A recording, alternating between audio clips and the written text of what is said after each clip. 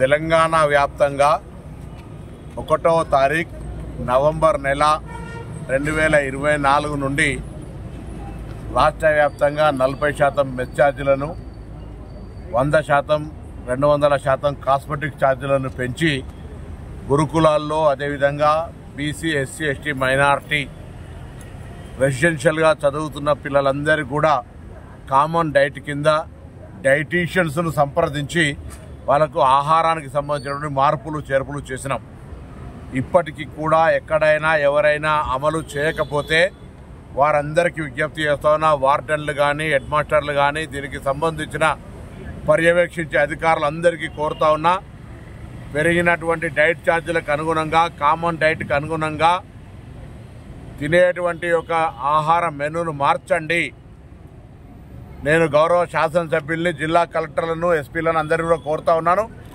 ఈ new year సందర్భంగా తప్పకుండా ఒక హాస్టళ్లను సందర్శించి మెనూ డైట్ అమలవుతుందా లేదా, అమలు కాకపోతే అమలయ్యే విధంగా మీరు కూడా సమన్వయపరచండి. ఇది సామాజికమైన అంశము. పేదకు సంబంధించినటువంటి పిల్లలు ఉన్నత విద్యను చదువుకోవడానికి వచ్చి హాస్టల్లో ఉంటున్న సందర్భంగా వారందరూ ప్రభుత్వం అండగా ఉండేటువంటి బాధ్యతగా తీసుకొని పెంచిన మెస్ ఛార్జీలు సక్రమంగా అమలు జరిపేటువంటి బాధ్యత ప్రతి ఒక్క సామాజిక బాధ్యత. కాబట్టి ఈరోజు ఇక్కడ లాలాపేటలో ఉన్నటువంటి హాస్టల్కి వచ్చినాము. సరే, కొన్ని ఇబ్బందులు ఉన్నాయి, కొన్ని మౌలిక సదుపాయాలు కావాలన్నారు. వారికి బెడ్స్కి సంబంధించి, ర్యాక్స్కి సంబంధించి, అదేవిధంగా ఇతరత్ర చిన్న చిన్న సమస్యలన్నింటినీ లైబ్రరీ బుక్స్ వెంటనే పరిష్కరించమని జిల్లా కలెక్టర్ గారికి చెప్పడం జరిగింది. ఎక్కడైనా ఏదైనా హాస్టల్కి సంబంధించినటువంటి మౌలిక సమస్యలు ఉంటే తప్పకుండా ప్రభుత్వం పక్షాన వాటిని పరిష్కరిస్తాం, మా దృష్టికి తెమ్మని చెప్పి కూడా ఈ సందర్భంగా గౌరవ అన్ని రాజకీయ పార్టీల ప్రజాప్రతినిధులు కోరుతా ఉన్నాం.